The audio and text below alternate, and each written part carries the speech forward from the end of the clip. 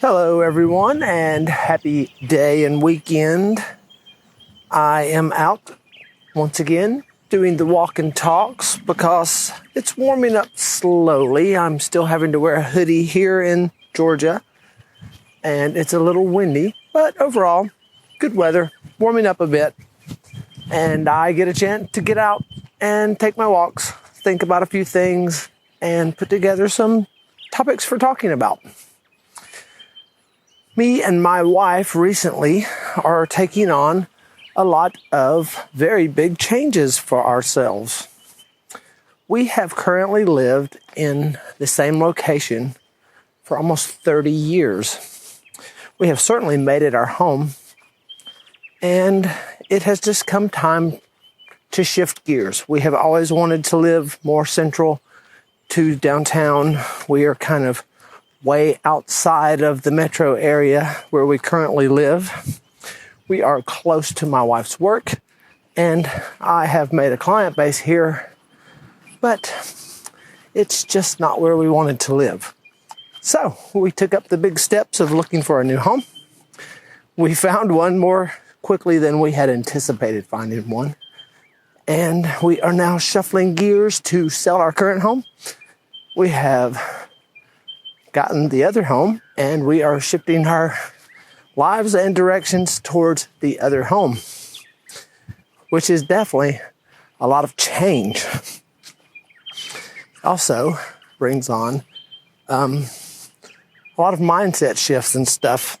I'm only telling you all of this because I'd like to talk about mindsets today, but also that over the next few weeks, hopefully not months, my publishing schedule, not my writing schedule. I will always write each and every day. So if you do not subscribe to the Daily Buddha Post, please do so over at thedailybuddha.com. And I may miss a few video uploads as we are quite consumed with packing, moving, and shifting our gears. As I mentioned earlier, we have to talk about mindsets a little bit, because the things are the thing that shapes our days more than anything else in life is our mindset.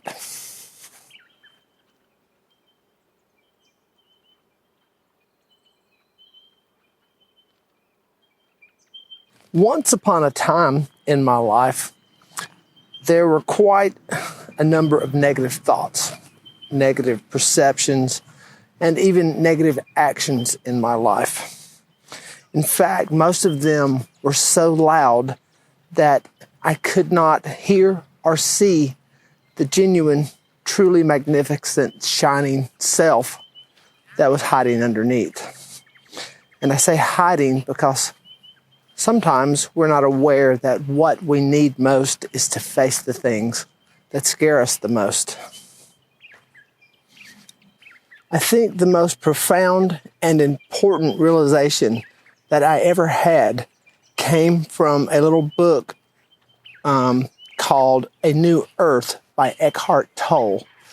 And the takeaway from that book for me was that I am not my thoughts, but I am the moment behind each of them.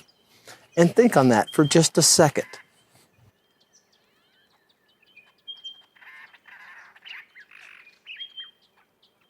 You see, true freedom doesn't come in the future. It doesn't come from a situation. It doesn't come from anything, really. What it does come from is the energy and efforts you put behind each of your small moments in life. Today, I would like to offer you in that same spirit 4 simpler ways to try to move forward, to capture that energy, and use that momentum to progress through your days with a little more grace, ease, and understanding.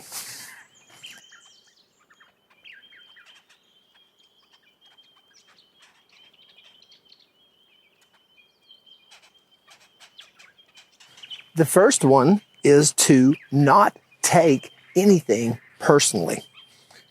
There are so many people out there with so much advice Yes, including the Daily Buddha.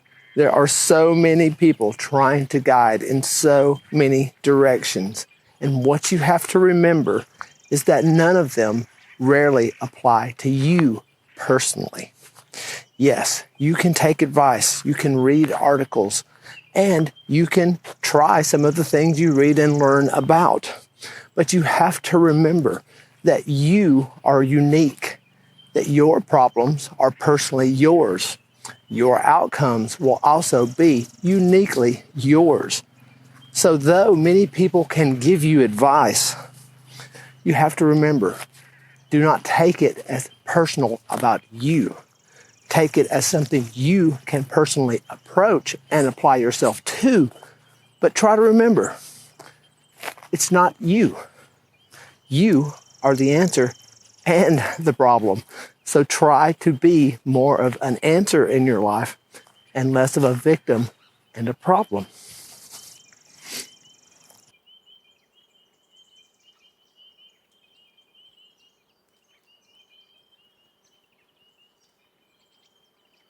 And this brings me to my next point. We have to stop being victims. Yes, there are many things in this world, and we could say that we are victims of many things in this world. But as I just mentioned in the previous suggestion, we are the solution. We are our own power and our own systems of encouragement, confidence, and belief. If we do not believe in ourselves, then regardless of what we want to believe in, not much will happen. We have to first believe that we are capable, that inside of us are both the answers to the problems and that the problems themselves are our own creations at times. Sure, life is going to hand us some difficult situations, some things that seem out of our control.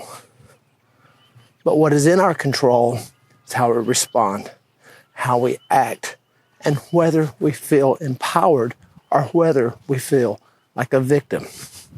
Please try to drop the victim mentality.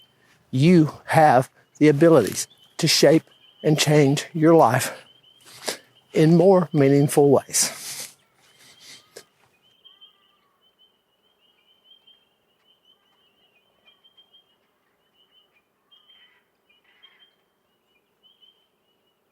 Next up, we can be more gentle, kind, and compassionate with ourselves.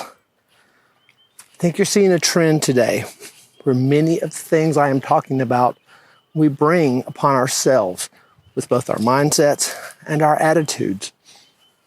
We must remember to encourage ourselves to be kind, to appreciate the strengths we have, the strengths we wish to have, and the efforts we are taking to get there. Because within our efforts are many lessons of grace, dignity, and understanding. It's one of the main reasons I do not believe in failure. Failure to me is falling down and not getting back up. I think as long as you try and you get back up, you have not failed, my friends. Not one bit. And if you can add some lessons learned from your falling, then by all means, you have never failed. You just took another lesson in life and grew from it. So, go a little easier on yourself. Remember, you have everything it takes to get there. You just have to take the steps and the courage to do so.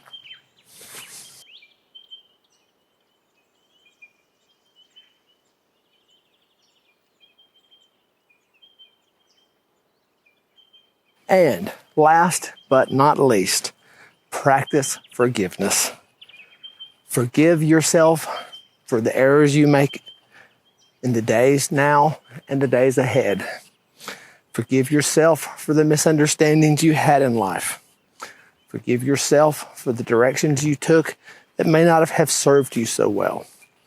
If we take the previous suggestion and turn all of these wrong turns or mistakes into learning experiences, then I truly feel that we can forgive ourselves, we can see the light of our mistakes, and we can grow from our mistakes. But first, we must forgive ourselves. We must give ourselves the grace to grow, to understand more, to look in and say, we all make mistakes, and from my mistakes, I will grow. So forgive yourself. It's pretty important.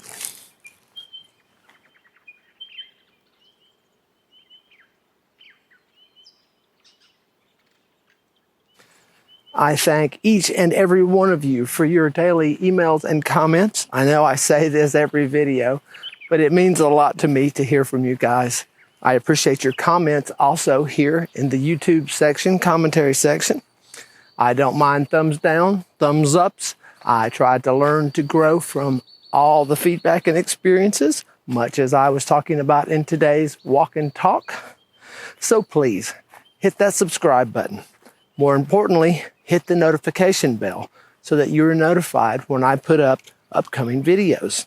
As I said, I may be a little sporadic with us planning a big move in our lives, but I plan to continue to upload and share the new digs, the new world we're fixing to move into, and hopefully some new insights and explorations here on the Daily Buddha. As always, my friends, peace and love, Jim.